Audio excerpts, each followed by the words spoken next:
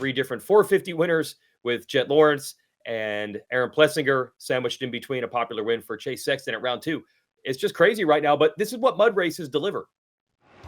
Yeah, it's you're going to get things you don't expect just because of the conditions, and it was changing almost lap by lap. There were times where I thought that RJ was going to win. There were times where I thought that Levi Kitchen, and that's just how these races go between both classes. There's going to be shakeups. There's going to be unexpected mistakes, and that's the upside. There's a lot of downside of mud races, but that's the upside, is the unexpectedness and the parity.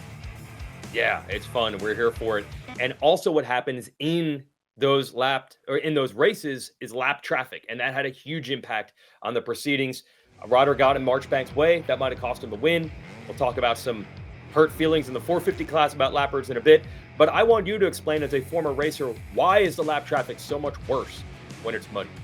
Well, and it's a specific type of mud as well. In San Francisco, there was really no good line at all. It was all a mess, right? So riders were all over the place. But on a track like San Diego, where it's drying throughout the night and the main event is the best the track has been, there's typically one preferred line. It's the driest line. You can do all the obstacles in that line, so everyone's piled into it.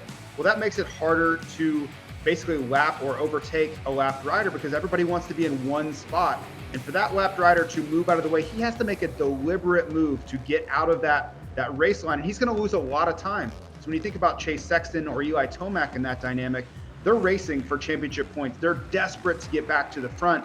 They don't want to move. They don't want to give up 2 seconds in that one particular lap to move out of the way, where if it was a dry racetrack, maybe they give up 0.2 of a second to move out of the way. So it's a really, really big difference as far as how it's executed. And you saw that with Cooper Webb, some of the frustration he had with both Eli Tomac and specifically Chase Sexton. But I almost have to give them a mulligan because it is such a different dynamic. And also remember, those guys never get lapped, right? So to expect them to get it exactly right, and one of the only times they've ever been lapped in their career, I think that's probably asking a bit much as well. And the one-line track also makes a difference sometimes on the lead lap. So this was talked about just a little bit. Jett Lawrence not happy with the blocking by Jason Anderson. You might see the somewhat aggressive pass Jett to Jason, but that's not really what it's about. It's about Anderson getting in Jett's way before that. And you can talk about, JT, what Anderson was doing in that situation. Yeah, so Jason Anderson's a veteran. He knows where the passing zones are going to be on a racetrack like that. And you get into one-lined areas where there's nowhere else to go. He's going to take his time. He's going to regroup. He's going to maybe pull a tear off. And for Jett Lawrence, who is desperate to get to the front, he still thinks he can catch Justin Barcia for a podium. It's infuriating because both of them know what they're doing, and it's very, very deliberate. So that kind of spilled over after the race. Tempers flared. I understand the frustration on Jett Lawrence's part, but you can't grab people. You can't touch him. Maybe say, hey, like, I can understand maybe having a word with him, but it went very, very far past that. And it's going to be very interesting to see where it goes from here, because I don't believe this is over. I think we're going to see more stemming from this incident. And I'll leave you with this. I don't ever think it's a good idea to play games with someone who is an expert in gamesmanship. If you have one of the most aggressive or quote unquote dirtiest riders out there, some would say, that's not someone who you want to start with. You want to start problems with. You don't want to be chasing a championship with a target on your back. Veterans know that. That's why you don't see Tomac starting things. That's why you don't see a guy like Chase Sexton getting in the middle of these things. And now Jett Lawrence is going to have this unique dynamic to deal with that he may not very much enjoy. Well, Lawrence's crew clearly knew this because they went out of their way to apologize through you, because you talked to his camp, his dad, in our SMX Insider post-race show. But now we've heard via social media that Jason has not heard anything directly from Jett. It's just everyone around Jett that's apologized to him. Yeah, and I'm not so sure that Jett's sorry. I think they're doing the smart thing by diffusing the situation. Because as I mentioned, they don't want this to spill over into future races. But deep down, I don't believe that Jett's sorry. I think he felt like Jason Anderson was doing this on purpose.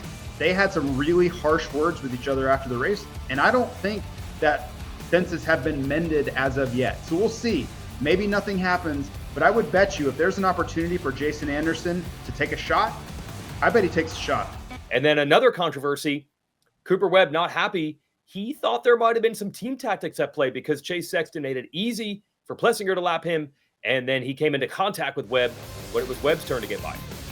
Yeah, and I don't necessarily think it was so much team tactic. I don't think Chase Sexton in that moment I don't think he cared at all what Aaron Plessinger was doing, right? This is the defending champion. This was the rider that had the red plate when the main event started. So as I mentioned before, he's in panic mode, just trying to get every point possible. And you saw that incident there. Cooper Webb forces the issue up the inside.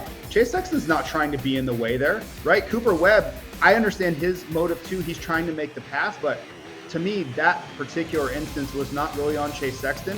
It was an unfortunate turn of events for Cooper Webb, but I think it was more Chase Sexton just trying to get every point possible and hunt down Eli Tomac, who also happened to be right in front of him as well.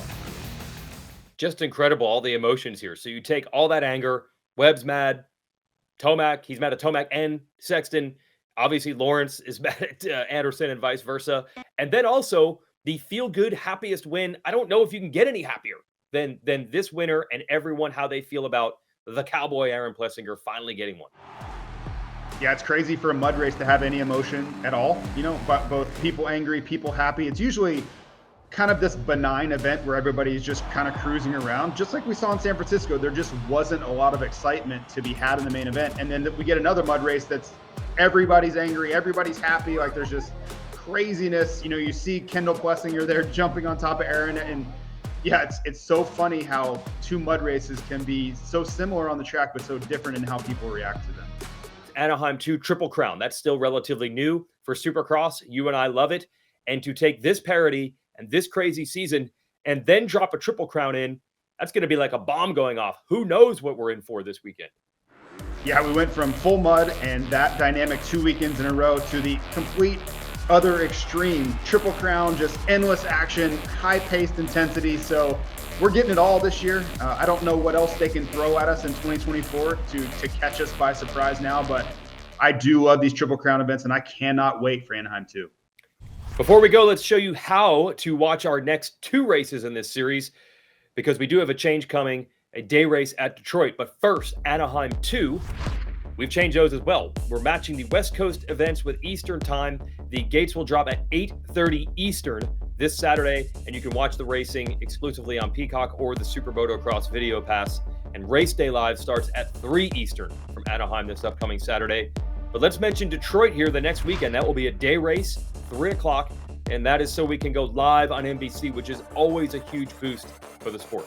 Hi folks, Lee Diffie from NBC Sports here. If you truly enjoyed what you just watched, you can get more news, interviews, and highlights by subscribing to the Motorsports on NBC YouTube page. You can get it all, so go for it.